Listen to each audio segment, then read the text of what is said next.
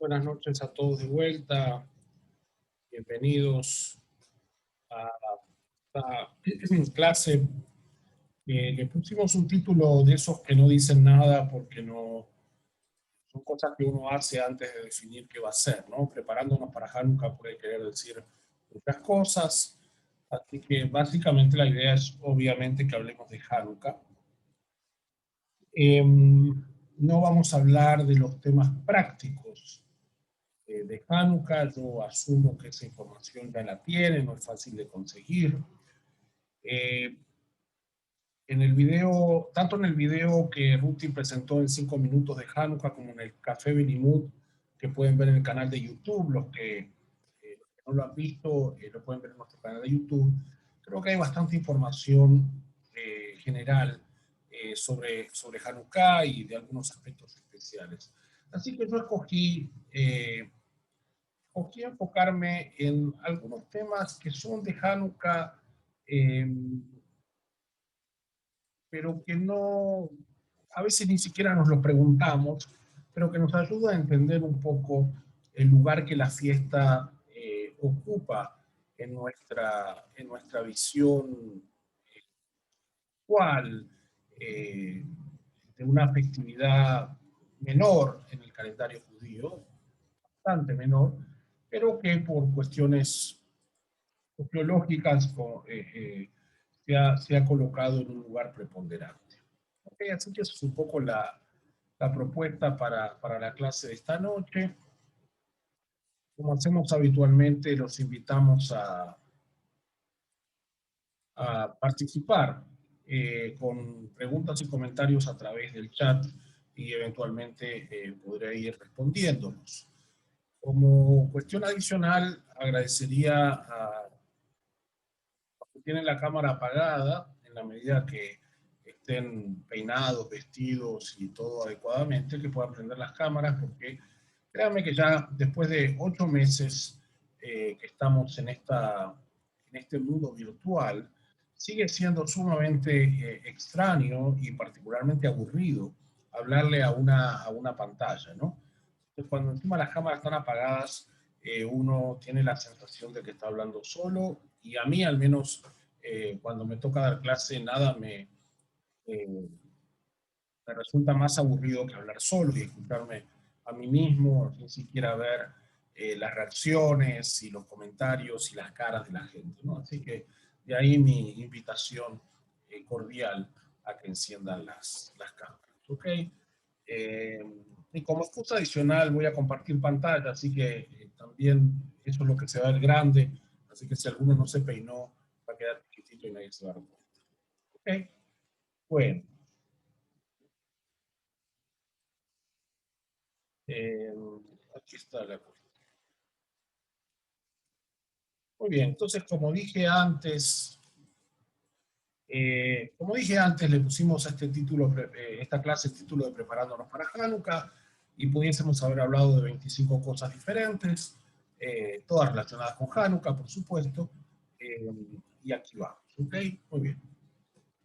Quiero empezar con una pregunta filosóficamente profunda que nos va a desafiar a pensar significativamente. ¿Cómo se dice? ¿Hanukkah o Hanukkah? ¿Ok? Eh, Si ven arriba el título de la charla, preparándonos para Hanukkah, pudiesen tener ya la respuesta, ¿no? El flyer también tiene la última A acentuada. Eh, Así que parece bastante simple la respuesta y deberíamos estar claros o deberíamos asumir que lo correcto es Hanukkah. Ahora bien, si prestan atención cuando nosotros decimos Happy Hanukkah, por ejemplo, la acentuación cambia y, e incluso muchas veces cuando uno habla sin pensar, al menos en mi caso, intercalo el Hanukkah y a veces Hanukkah. Entonces, ¿cuál es la lógica? ¿Cuál es la lógica de la pronunciación sí o no, o de la otra? Yo tengo una intuición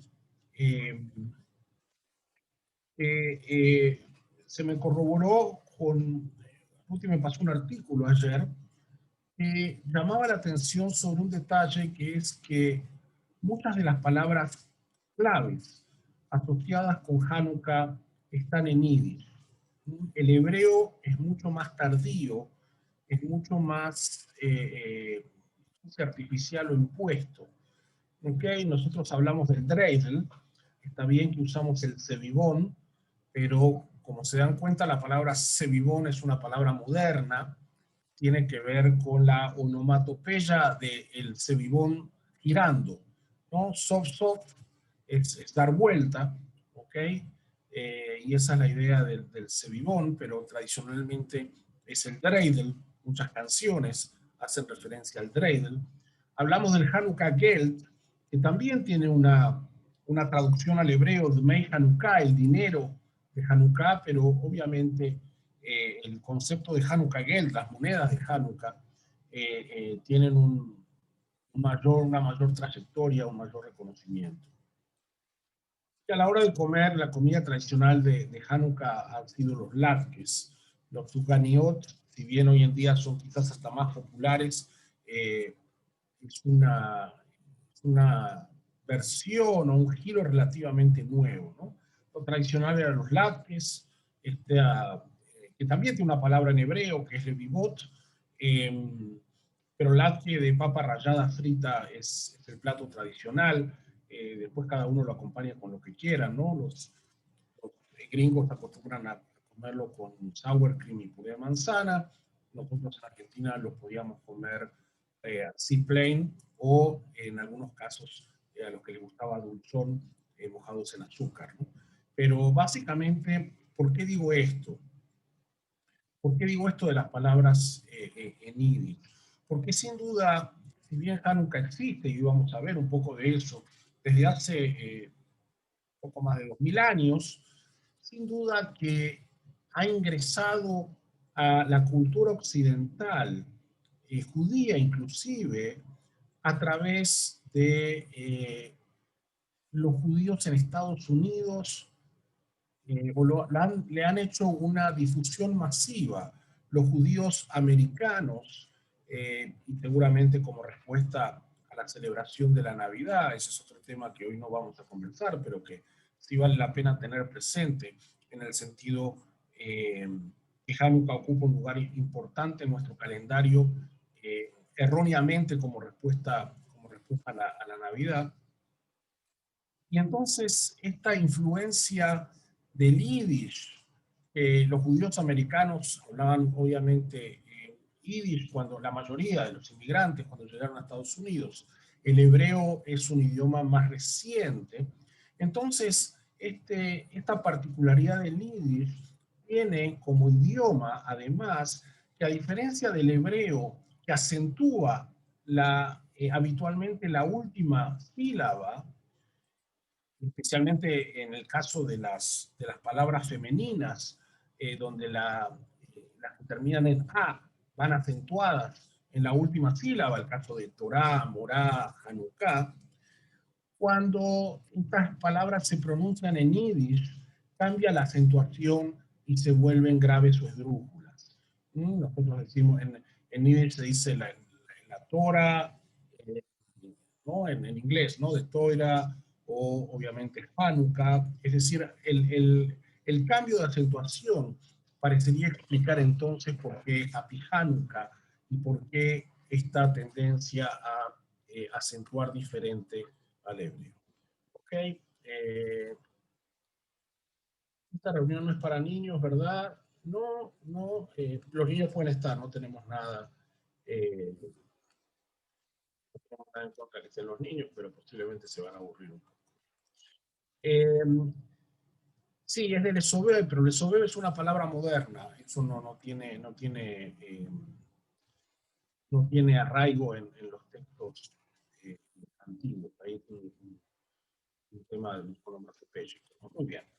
Entonces, la primera respuesta es que, digo, en realidad las dos son correctas, ¿no? Hanukkah es en hebreo y Hanukkah es obviamente en inglés, así que en última instancia podemos usar ambas de manera indistinta. Muy bien, la siguiente pregunta es ¿por qué el término Hanukkah? Hanukkah quiere decir dedicación, en hebreo moderno es inauguración, aunque también en hebreo bíblico quería decir eso, dedicación o consagración o también inauguración. Y si prestan atención, no es la palabra apropiada para describir lo que estamos celebrando en Hanukkah. Porque si ven las traducciones tienen que de alguna manera resolver esta particularidad de que la palabra Hanukkah no es del todo apropiada. Entonces dicen la rededicación del templo de Jerusalén, ¿no? O la reconsagración del templo de Jerusalén. Porque en realidad lo que ocurrió fue una purificación, si quieren, del Beit HaMikdash, no una inauguración. Está bien que el templo había sido profanado, pero después el profanado no se inaugura, sino que se lo rededica o se lo reinaugura o se lo reconsagra. Ahora, ¿por qué el uso de la palabra Hanukkah? La palabra Hanukkah está asociada a estos eventos ya desde el relato que aparece en el primer libro de los Macabeos. Y en 5 minutos vamos a hablar de cada uno de estos relatos donde aparece la historia de Hanukkah. ¿Okay? Como ven, en el primer libro de Macabeos, en el capítulo 4, versículo 59, dice: Judá y sus hermanos y toda la asamblea de Israel acordaron celebrar el aniversario del Hanukkah Mizbeach, de la consagración del altar, cada año por 8 días, desde el 25 de Kislev, con una fiesta alegre. Entonces, de alguna manera, la pregunta que deberíamos hacer es a el autor del libro de Macabeos 1, ¿sí? O si lo quieren trasladar a los macabeos, a los hermanos macabeos, los héroes de Hanukkah, ¿por qué, usaron esta idea de Hanukkah?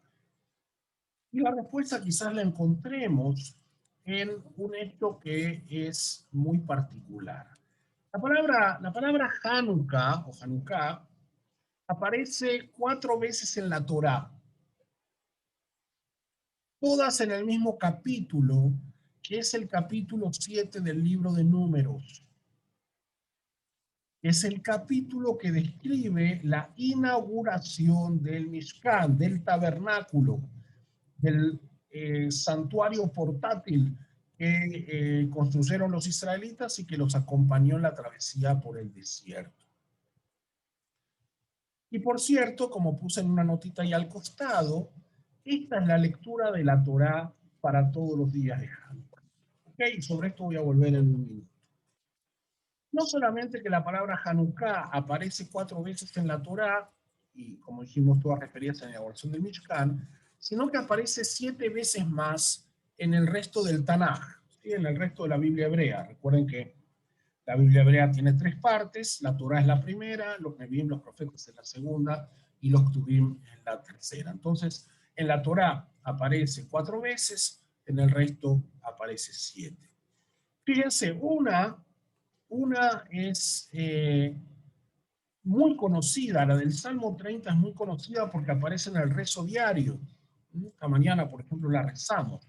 Mismor Shir Hanukkah Bait le David. Cántico para la inauguración de una casa. Pero fíjense, hay 2 en Daniel que habla de la inauguración de una estatua que hizo Nabucodonosor. Como ven, no tiene nada específicamente religioso. Nehemías habla de la inauguración de las murallas de Jerusalén. Nehemías fue el gobernador de Jerusalén después del exilio babilónico y reconstruye las murallas y las inaugura, y se usa la palabra Hanukkah. Y las que nos interesan más, las 2 que aparecen en el libro de Esdras y 1 en el libro de Crónicas, que habla de Hanukkah Beit HaMikdash, la inauguración del templo de Jerusalén. El segundo templo, obviamente. Entonces, ¿por qué traigo esto? En primer lugar, que la palabra Hanukkah, como queda claro de estos ejemplos bíblicos, quiere decir inaugurar algo para que cumpla su función, no específicamente religioso.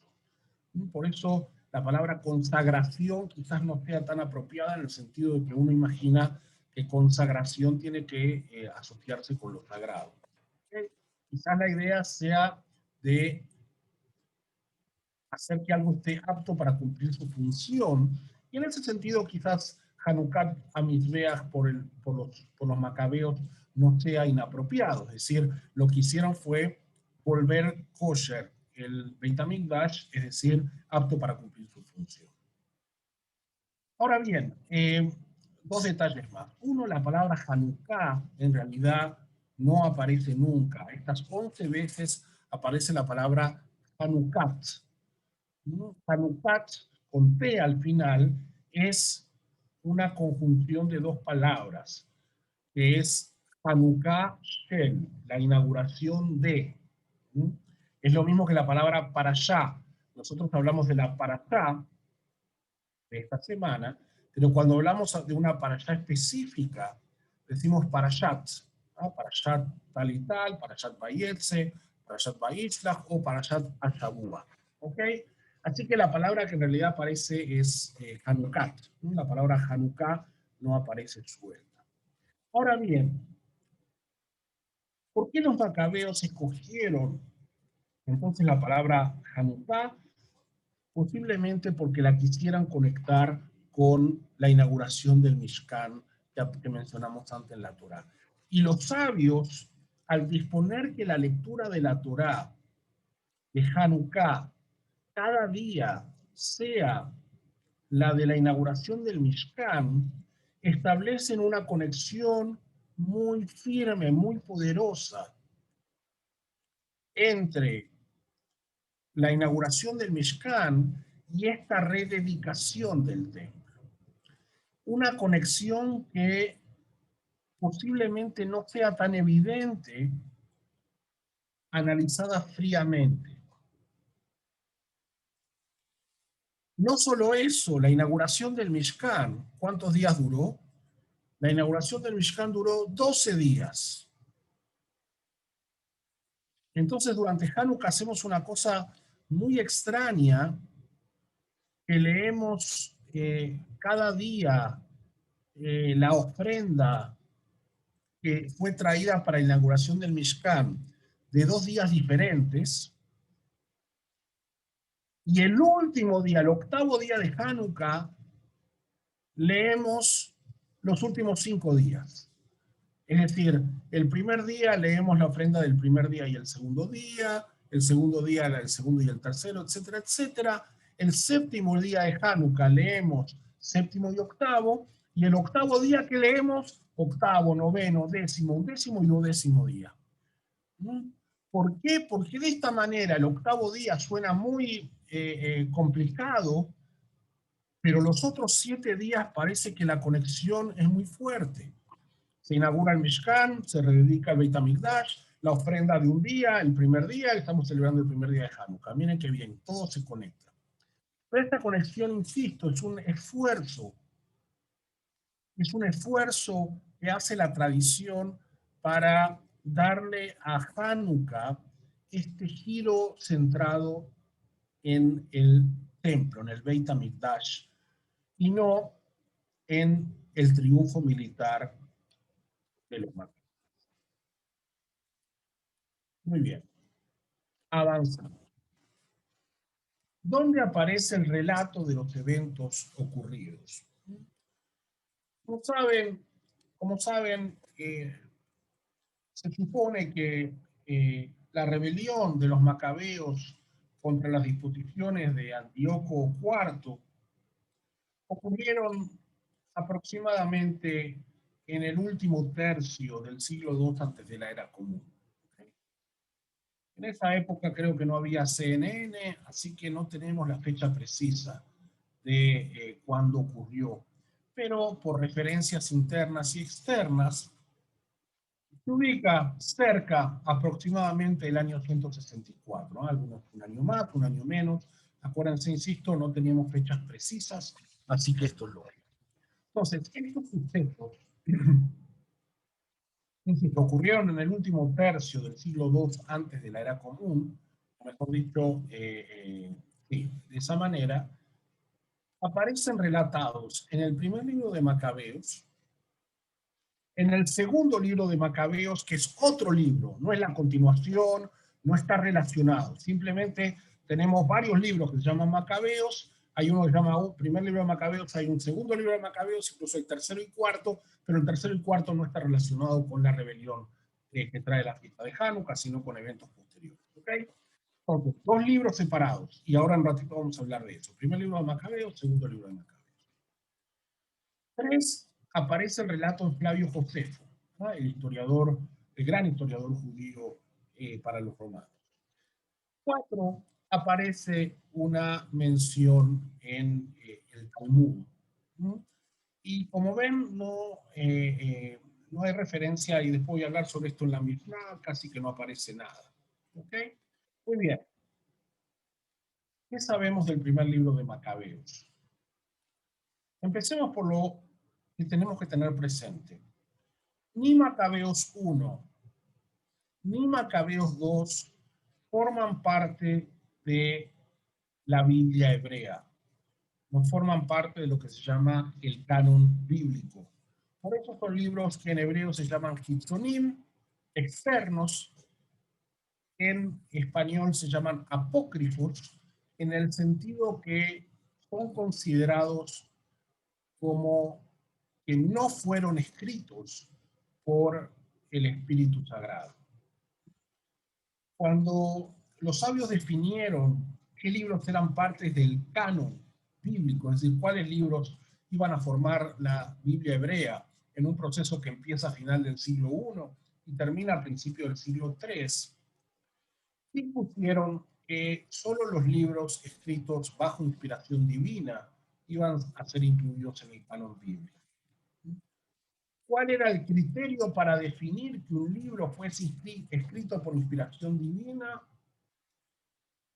No necesariamente el contenido, ya que tenemos libros no estrictamente religiosos, como el Cantar de los Cantares, que es poesía erótica. Tenemos el libro de los Proverbios, que son, el nombre lo indica, proverbios, reflexiones breves, no necesariamente religiosas.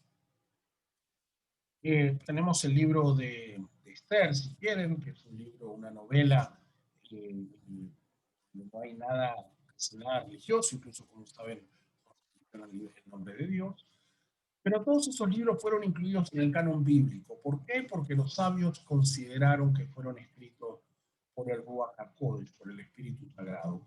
¿Cuál era el criterio para incluir un libro y considerarlo como escrito por inspiración divina?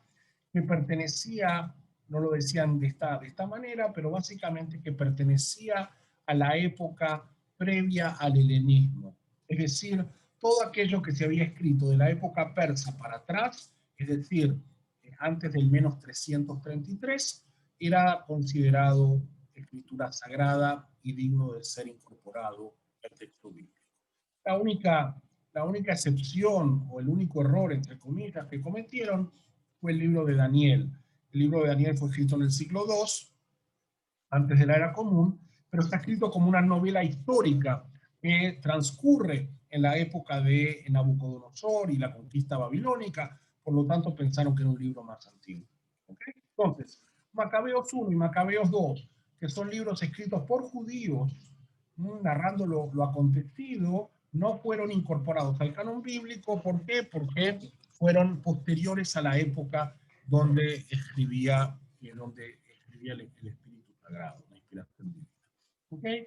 Sin embargo, estos libros sí fueron incorporados en los cánones de la Iglesia Católica y la Iglesia Ortodoxa. Por eso algunos los llaman deuterocanónicos, es decir, que son parte del segundo canon.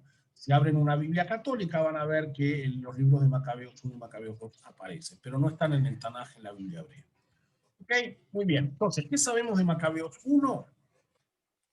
Que fue compuesto en la época del Segundo Templo, fíjense, entre el 145 y el 125 antes de la era común. Es decir, por un testigo visual de los acontecimientos.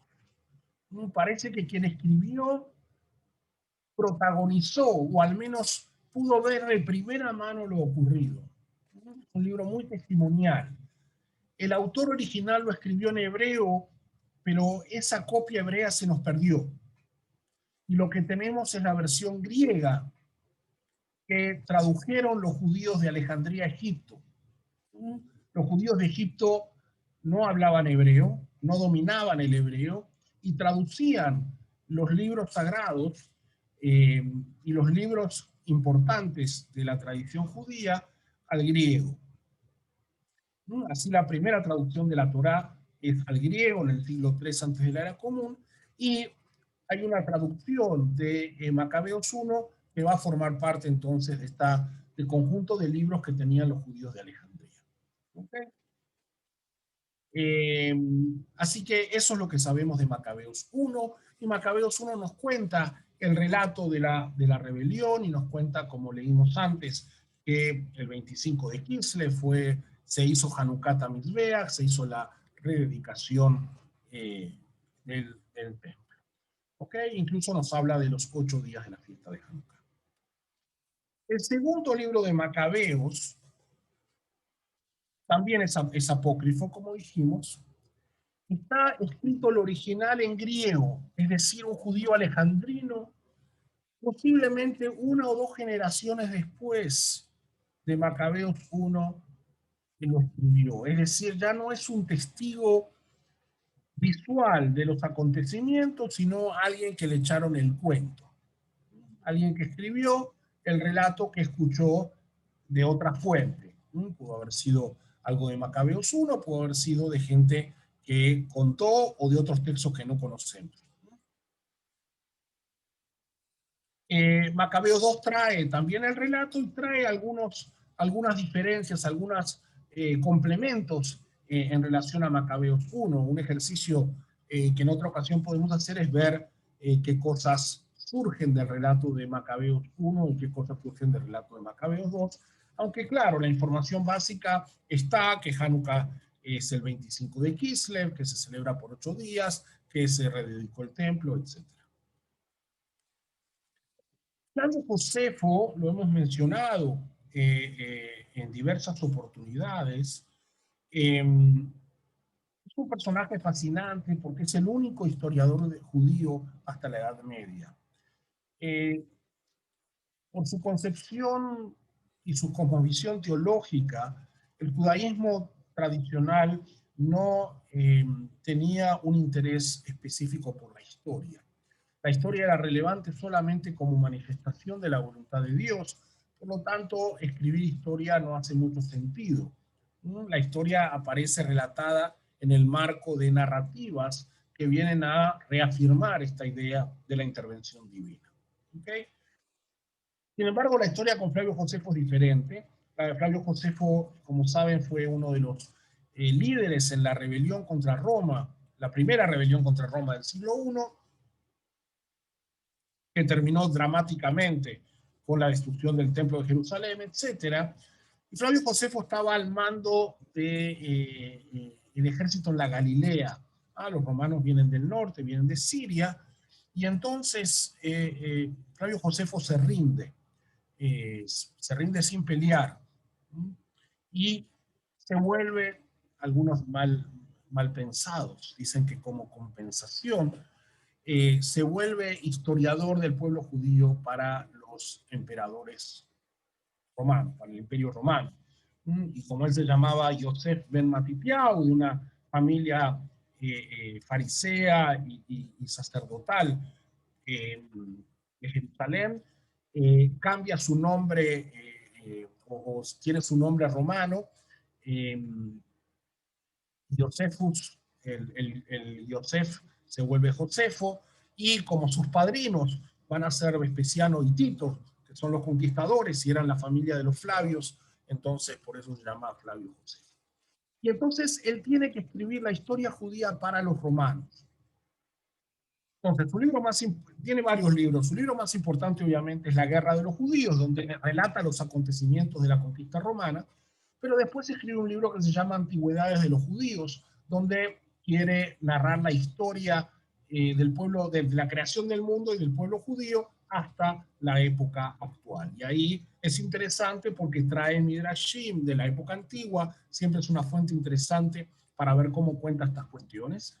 Eh, y en su libro Antigüedad de los Judíos, él hace una referencia a los eventos de Hanukkah y como dato interesante, él habla de la fiesta de las luminarias, la fiesta de las luces, ¿no? Es la primera conexión que tenemos entre Hanukkah y las luces. Como dije antes, fue escrito a final del siglo I. Como dato curioso, hay una mención de Hanukkah que aparece en el Nuevo Testamento, en el Evangelio de Juan, en el capítulo 10. Hay una mención que ese era el día de Hanukkah, ¿no? Está relatando algo de Jesús y hace una mención de que esa era la fiesta de Hanukkah, ¿eh? La fiesta de la dedicación. Un dato interesante. Ahora bien, la Mishnah, que es el primer código posbíblico eh, editado a principios del siglo III por Rabbi Yehuda, nací en la tierra de Israel, sorprende porque no trae ningún tratado que habla de Hanukkah. Tenemos un tratado de todas las fiestas. Tenemos un tratado de Purim, y de Rosh Hashanah, y de Sukkot, y de Yom Kippur, y de lo que quieran, pero no tenemos nada, nada, nada de Hanukkah, salvo algunas referencias cuando dice en tales fechas no se hace tal cosa, por ejemplo, y en Hanukkah, ¿no? Y la única referencia a las velas de Hanukkah, eh, a la mitzvah de las velas de Hanukkah, aparece referido a una discusión sobre qué responsabilidad había una persona si una chispa que salía de un fuego generaba un incendio. Y por eso Rabbi Yehuda dice, si esto ocurrió con una vela de Hanukkah, eh, eh, está permitido. Permitido quiere decir en realidad que no tiene responsabilidad. ¿Ok? Un tema técnico de esta chispa. ¿Ok? Nada referido a ni la historia y tampoco nada referido al encendido de las velas de Hanukkah. Entonces la pregunta es ¿por qué la omisión? ¿Por qué la omisión? Esperaríamos que en el siglo III, ¿sí? Es decir, en el año 200, 200 y pico, 350, 400 años después de los eventos que estamos recordando, Hanukkah ya estuviese como parte del calendario. ¿Okay? Algunos tratan de justificar diciendo que lo de Hanukkah era tan obvio y tan conocido por todos que ni siquiera había que incluirlo en la Mishnah, lo cual es absurdo porque aparecen otras cosas también muy, muy obvias. Eh, Hay quien dice que en realidad Hanukkah era una fiesta que incomodaba un poco a los rabinos porque el triunfo de los macabeos contra los grecosirios podía influir en las huestes, en los sectores nacionalistas eh, del pueblo judío y enfervorecer a aquellos que querían levantarse contra Roma. Y les recuerdo que acabamos de pasar dos fracasos estrepitosos de rebeliones contra Roma. La del siglo I que comentábamos recién, que terminó con la destrucción del Beit HaMikdash, y la del siglo II, la rebelión de Bar Kokhba, que va a terminar con la destrucción total de Jerusalén y la matanza de la mayoría de los rabinos y los líderes religiosos. Entonces, quizás había que dejar de lado Hanukkah porque era una fiesta que mandaba el mensaje incorrecto. ¿Okay? Pero como no se pudo hacer esto de dejar de lado Hanukkah, porque evidentemente era una fiesta bastante popular, el Talmud, el Talmud, escrito, terminado de editar a final del siglo V, es donde aparece por primera vez, el conocido relato del milagro del aceite, que iba a durar un día y terminó durando 8 días. Y aparentemente inclusión del milagro del aceite, podríamos enmarcarla en una nueva estrategia que tiene que ver con, ya que la Mishnah fracasa en su deseo de eliminar o de esconder la celebración de Hanukkah, era obviamente muy difícil de hacer porque aparentemente estaba bastante arraigada en la gente. La nueva estrategia va a ser modificar el eje de la celebración, desconectarlo o disminuir su faceta militar, el triunfo contra los grecosirios, y centrarse en el milagro del aceite de las velas. Esta va a ser la estrategia que la tradición va a tomar.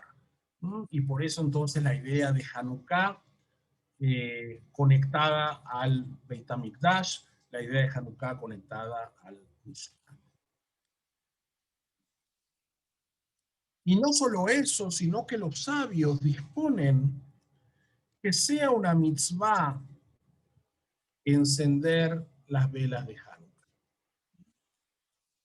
Y aquí tenemos un tema técnico complicado, porque como saben, la palabra mitzvah, que habitualmente traducimos como precepto, desde el punto de vista técnico, una mitzvah quiere decir una orden dada por Dios.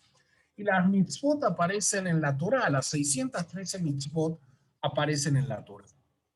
Claro, hay 7 mitzvot que los sabios crearon. Fíjense qué concepto interesante, ¿no? Si bien las mitzvot son órdenes dadas por Dios, los sabios se atribuyeron la capacidad de establecer 7 mitzvot. Y una de esas 7 mitzvot es que en Hanukkah debemos encender velas. No es una recomendación, no es una tradición, es una mitzvah. Y por eso lo que decimos, recitamos 2 bendiciones. La primera bendición es por cumplir la mitzvah. Cuando una bendición tiene la fórmula Sherkichanu Mitzvotav Etzivanu, que está marcada en morado, que nos ha santificado con sus preceptos y nos ha ordenado, se refiere a que hay una mitzvah que vamos a cumplir. La segunda bendición tiene que ver con la razón por la que encendemos las velas, que es Pirsuma y Nisa, la difusión del milagro. Pero si el objetivo fuese solo difundir el milagro, alcanzaría con decir la segunda bendición. Pero los sabios dijeron, no, es una mitzvah. La única mitzvah que tiene Hanukkah es encender las velas. ¿Y por qué encendemos las velas? Por el milagro. ¿Por qué el milagro? Por el aceite. ¿Qué aceite? El aceite que es la historia que aparece en el Talmud. Es decir, se ve claramente cómo hay un giro que pretende enfocar la atención en el milagro, en los aspectos sagrados de recuperar el templo y dejar de lado el triunfo militar. Es decir, si la estrategia de la Mishnah era omitir la celebración de Hanukkah, lo que van a hacer los rabinos después es omitir el aspecto militar para que la gente no se entusiasme y no crezca el fervor patriótico nacionalista de querer salir a luchar contra los romanos o contra quien sea. Muy bien.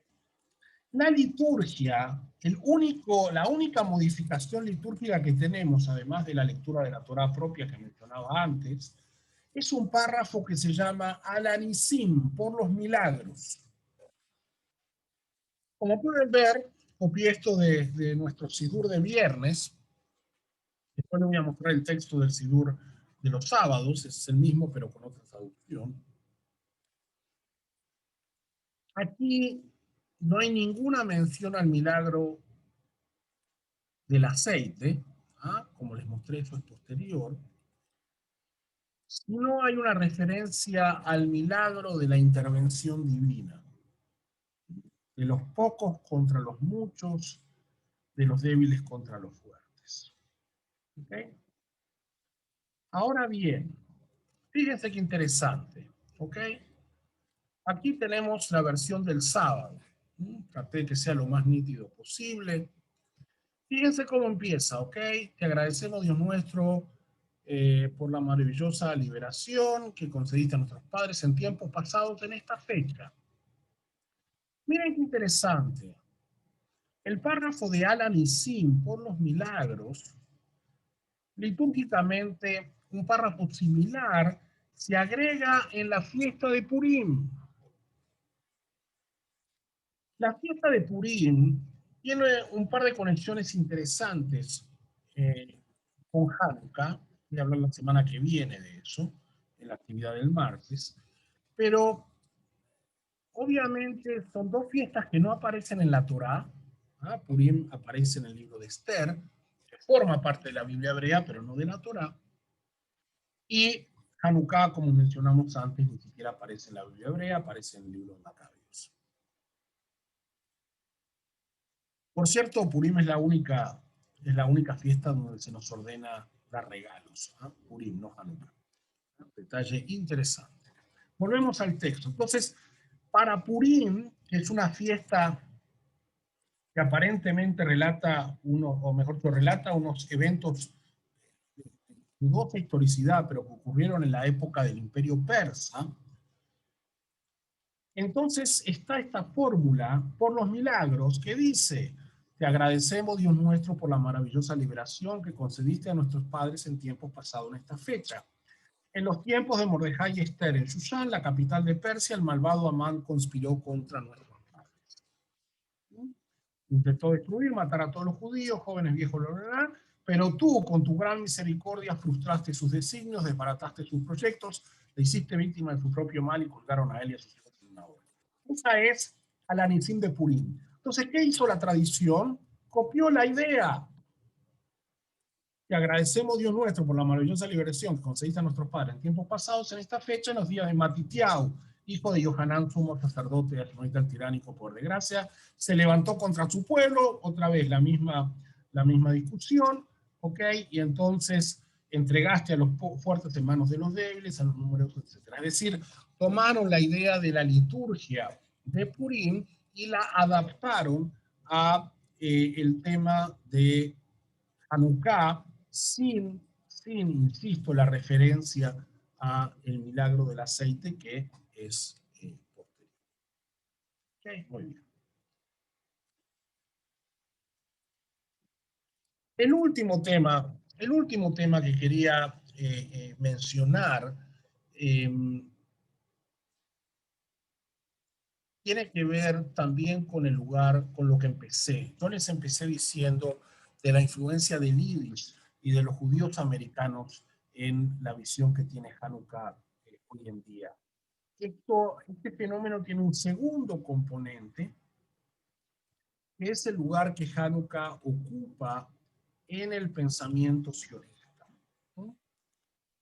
Y el pensamiento sionista, que es el que forjó la identidad y la cultura del Estado de Israel, y desde allí influencia a los judíos del mundo. ¿Okay? Les quiero dar dos ejemplos. Hay muchos más, pero les quiero dar dos ejemplos puntuales de esta idea. Uno, como pueden ver a la izquierda, los fanáticos del fútbol. Maccabi Tel Aviv es el equipo de fútbol más antiguo de Israel, fundado en 1906. Por cierto, mañana juega en la Europa League y necesita empatar o ganar para pasar de fase. Sigue siendo el equipo más importante o más popular de Israel. Se llama Maccabi Tel Aviv. ¿Okay? Maccabi Tel Aviv.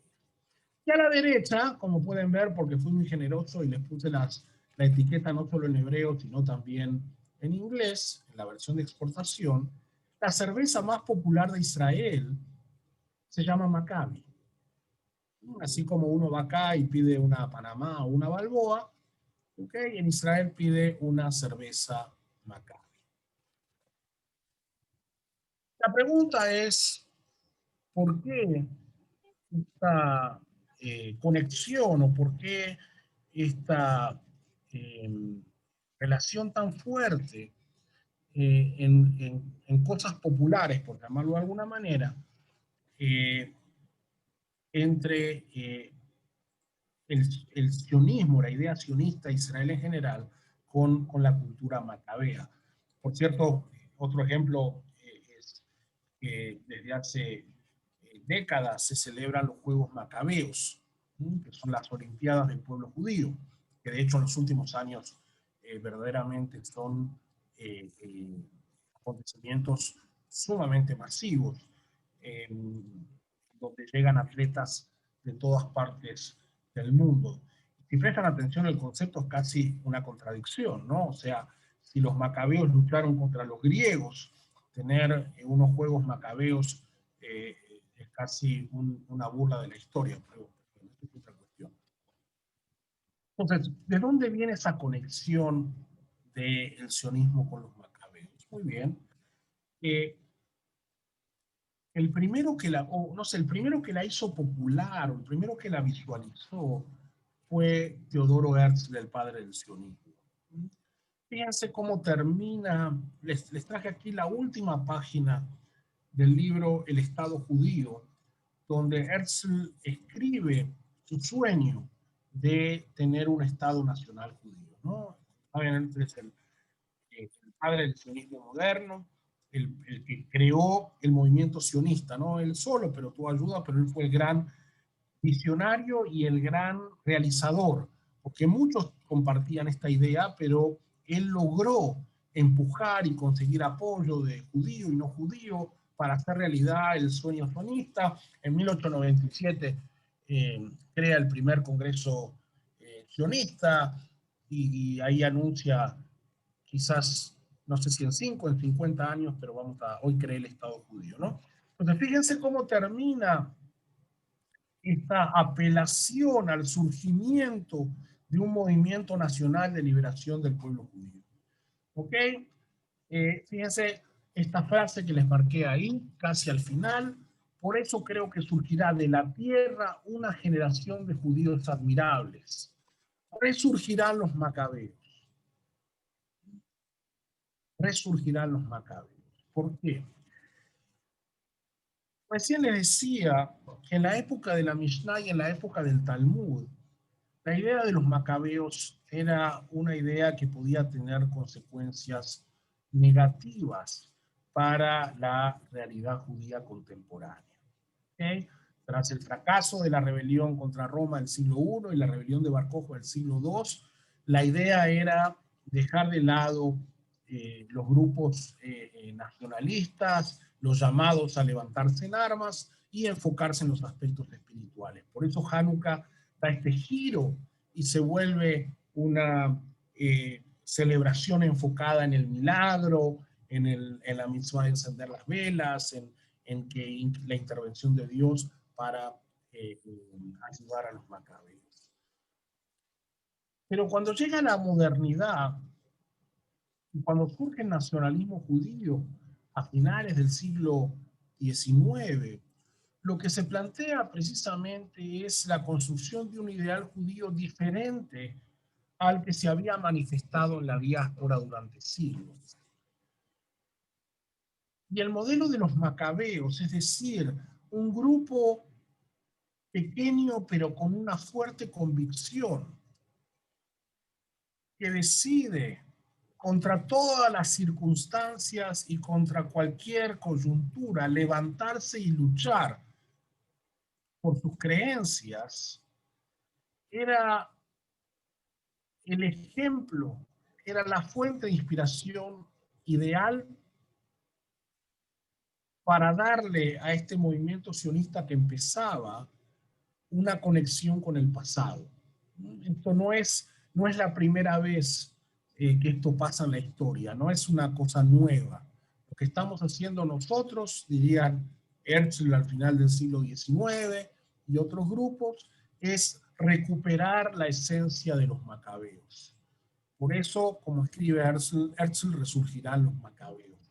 Y por eso Hanukkah ocupa un lugar importante en la sociedad israelí.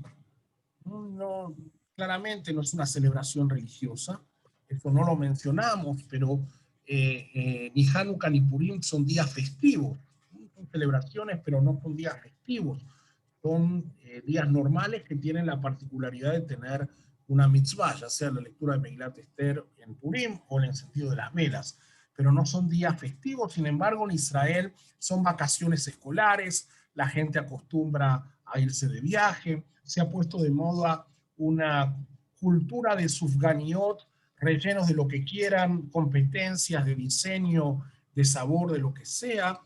¿Y por qué? Porque los macabeos están dentro del ADN sionista por este modelo de lucha. Así que a manera de cierre y abrir a preguntas y comentarios para los tiempos que quedan, eh, Hanukkah se volvió relevante para nosotros y esto es un fenómeno que se ha incrementado en las últimas décadas, eh, precisamente por esta combinación que se da, por un lado, para los judíos americanos como una forma de tener una celebración que acompañe el espíritu de fin de año tan predominante por la Navidad. Y eso de alguna manera nos toca a nosotros, ¿no? Cuando toda la sociedad se viste de Navidad y todo se vuelve todo monotemático, de alguna manera meter Hanukkah, aunque es una celebración menor, nos da la sensación de que hay algo de lo que formamos parte. ¿Okay? Yo al principio era un poquito más negativo, con el paso del tiempo aprendí a apreciar esa forma de sumarnos al espíritu de celebración de fin de año. Claramente no es la competencia de Navidad, claramente es pésimo decirle a nuestros hijos que Hanukkah es mejor que Navidad, porque Hanukkah no ocupa ningún lugar en el calendario judío y la forma de competir con Navidad es en las fiestas importantes y en Shabbat y todo eso, no en diciembre. ¿Ok? Pero eso es tema para otra conversación. Ahora, a ese lugar predominante que en la cultura occidental, influenciado también quizás por este consumismo desenfrenado, aparece Hanukkah en Estados Unidos y en todo su radio de influencia, que es obviamente todo el judaísmo, se le complementa el lugar que Hanukkah tiene dentro de Israel por esto que mencionaba antes el movimiento sionista. Y lo que tenemos es esto, una fiesta que sin tener mucha sustancia, sin tener más que el encendido de las velas y alguna que otra cosita, se ha vuelto una fiesta que ocupa un lugar relevante para nosotros. ¿Okay? Quizás no sea el ideal, pero es la realidad que tenemos, ¿no? Y con eso tenemos que lidiar. Así que bueno, en esta preparación para Hanukkah, como dije al principio, quería traer estos temas más conceptuales, que nos ayudan a pensar y entender la fiesta y no que no lo planteé como una eh, clase práctica de cómo se encienden las velas, etc. Por cierto, para que sepan, las velas hasta la Edad Media había un sinfín de opciones de cómo encender las velas hasta que en los últimos 400, 500 años se homogenizó, ¿no? Como aprendemos hoy en día, que empezamos eh, tenemos las cantidades de derecha e izquierda y las prendemos de izquierda a derecha, etcétera, etcétera. Es otro tema muy interesante de lo que pasó con eso. Muy bien. Eh, preguntas, comentarios.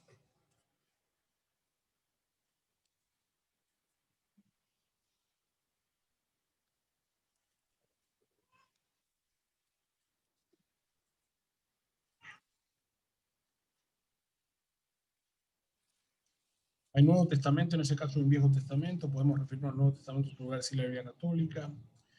Es una pregunta interesante. Eh,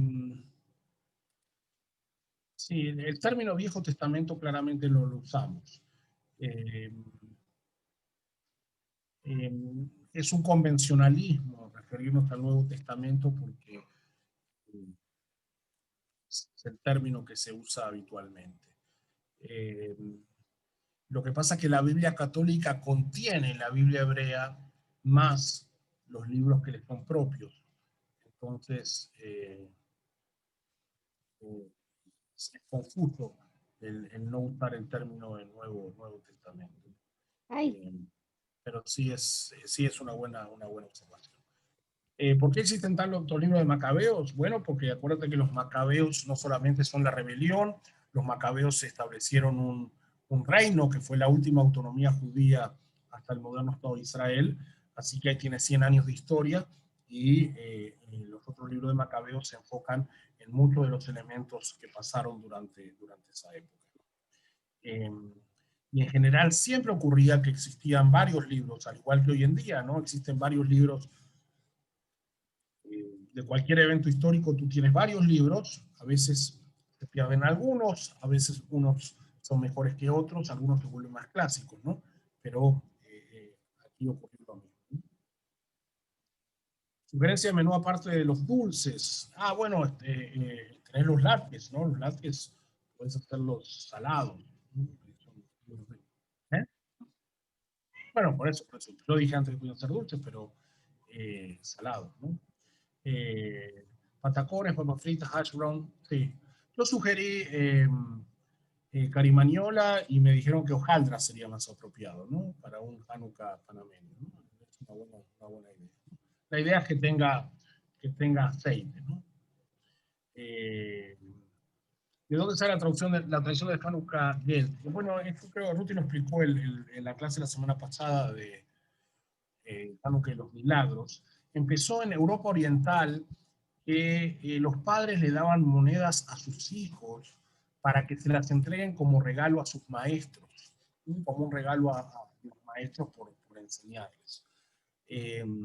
De ahí se trasladó a darle un pequeño reconocimiento a los niños o un regalo de Hanukkah y motivarlos al encendido de las velas y cosas por el estilo.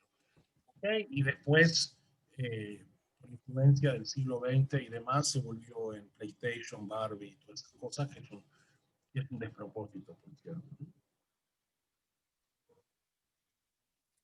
¿En esta época los maestros tienen relevancia en esta festividad? La verdad que no sé puntualmente de dónde viene eso.